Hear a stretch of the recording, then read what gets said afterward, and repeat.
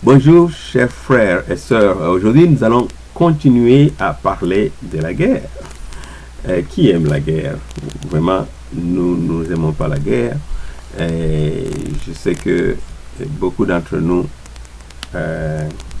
connaissent comment la guerre peut, n'est-ce pas, rendre les gens malheureux et la perte de gens dans cette guerre-là. Mais la Bible nous dit à maintes reprises que nous sommes en guerre.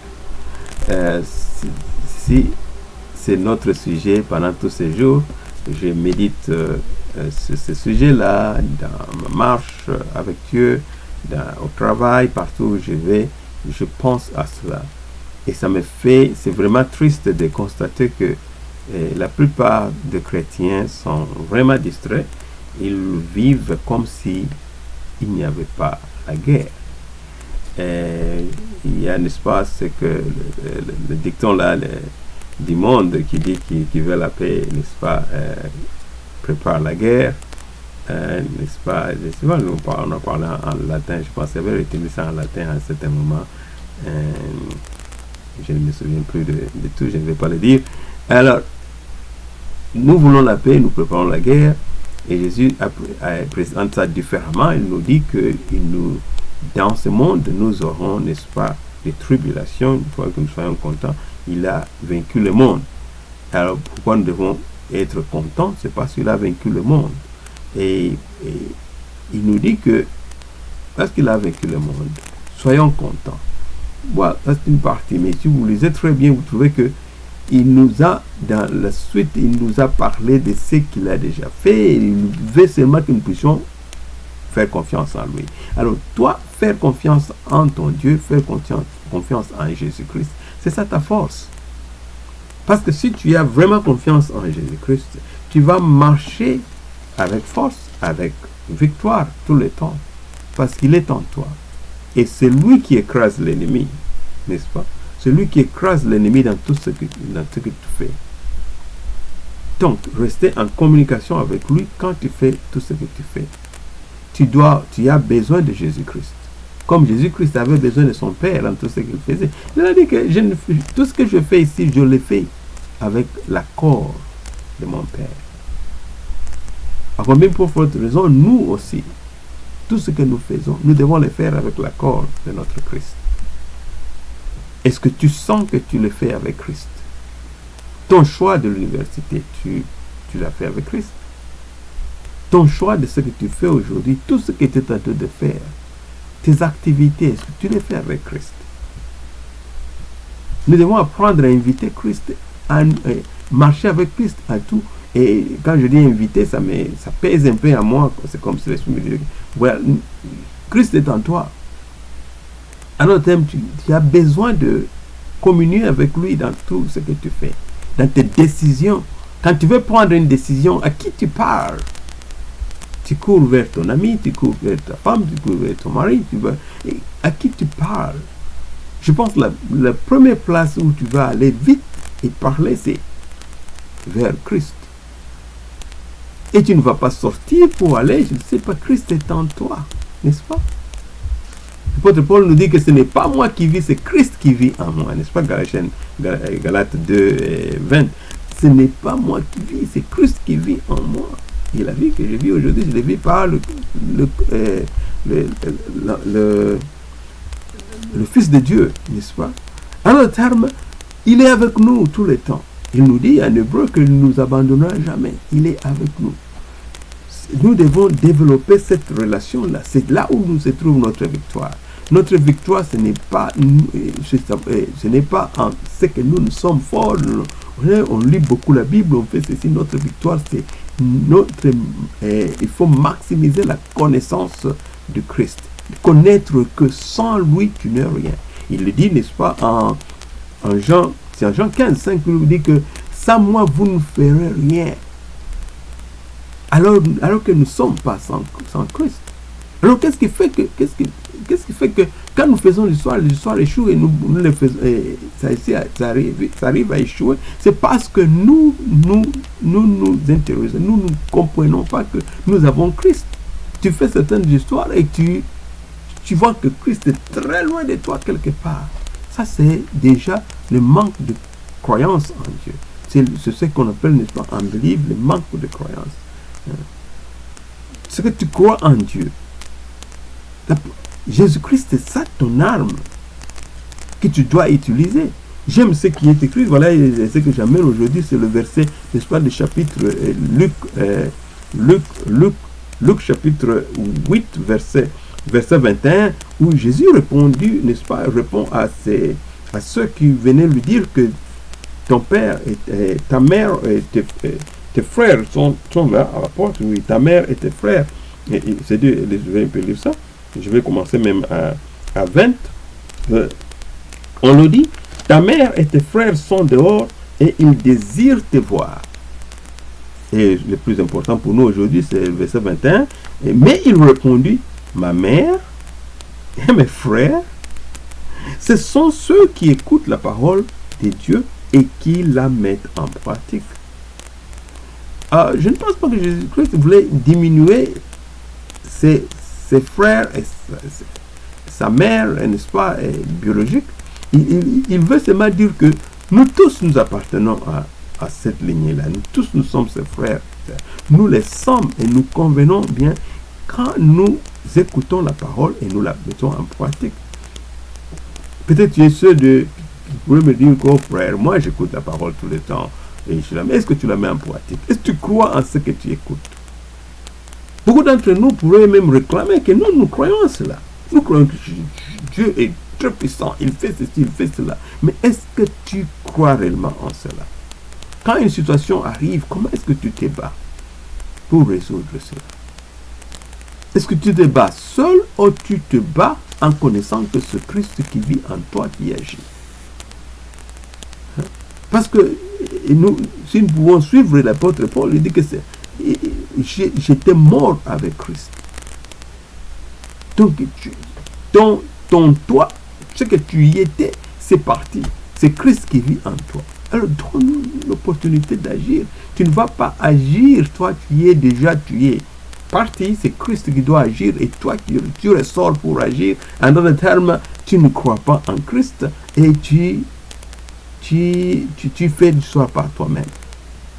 Il faut savoir que pour convaincre, pour gagner, nous gagnons en Christ.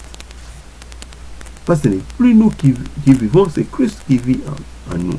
Et Christ est esprit en ce moment. Christ est esprit. Il a vécu, il était ressuscité, et il vit à nous aujourd'hui. Dieu est esprit. Jean 4, 24.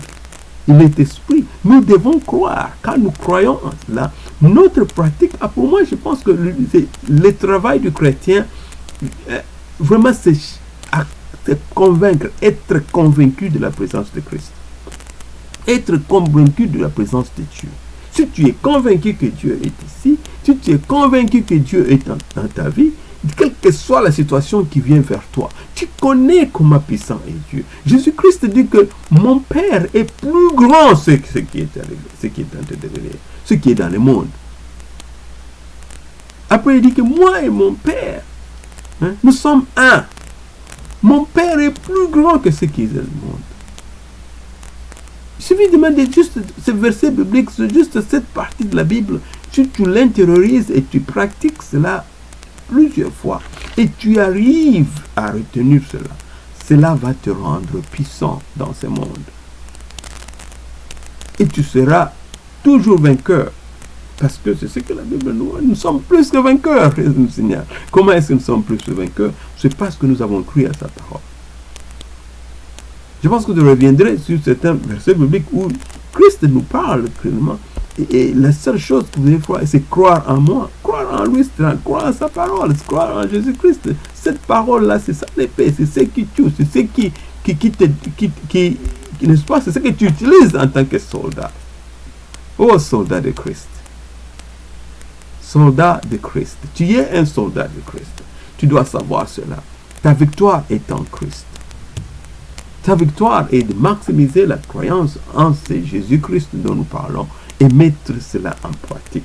Ici, il me dit, ma mère et mes frères, Ce sont ceux qui écoutent la parole de Dieu, comme tu es en train de m'écouter, comme nous écoutons ceux qui prêchent ici et là, et qui la mettent en pratique.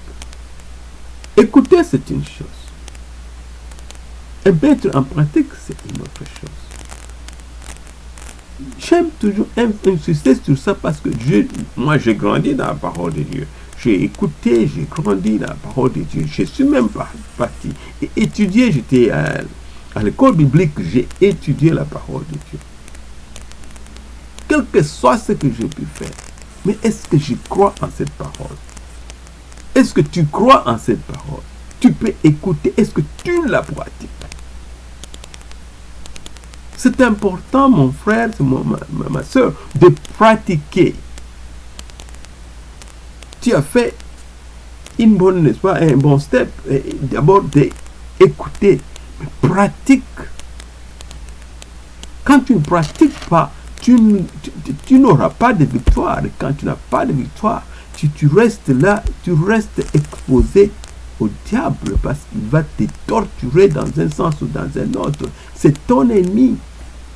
Quand tu le résistes, tu pratiques, tu pratiques, tu pratiques. Pratiquer, c'est savoir qui tu es en Christ. Quand tu lis l'évangile, en général, dans plusieurs parties de l'évangile, Jésus-Christ dit, mais croyez en moi. C'est le plus important. Croire en Jésus-Christ, c'est accepter ce qu'il a dit, accepter ce qu'il est et mettre en pratique, c'est savoir résister le diable dans tous les sens. Que notre travail, vraiment, c'est juste cette résistance-là.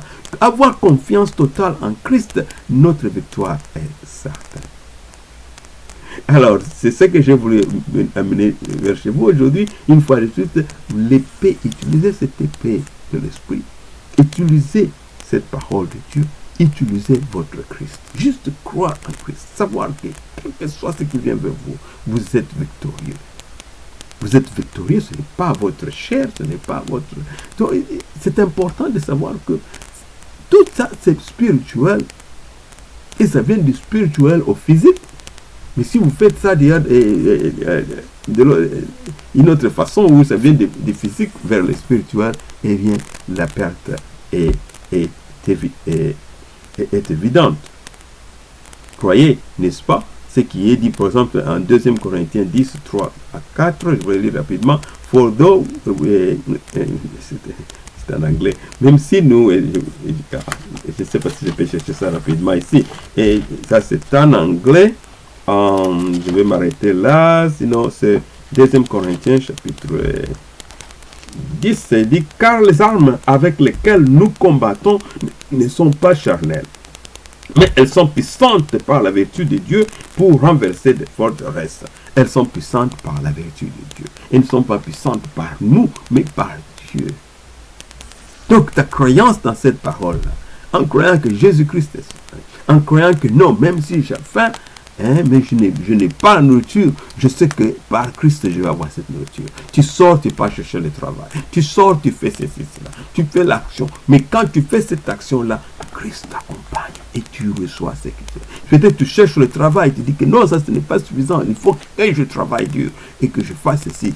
Mais tu sais qui va trouver ce travail-là. Comme tu le fais là, parmi 1000 candidats ont été choisis, c'est parce que Christ est en toi. Parce que toi, tu as mis confiance en Dieu. Même quand tu le dis toi-même, tu sais que c'est Christ. C'est ce qu'on appelle utiliser les armes spirituelles. Bon, c'est un exemple qui m'est arrivé et vous communiquez. Travaillons dur, travaillons et luttons contre toutes des ignorances de tout genre et toutes ces distractions qui viennent vers nous. Au nom de Jésus-Christ, j'ai ainsi prié. Merci d'avoir suivi. Amen.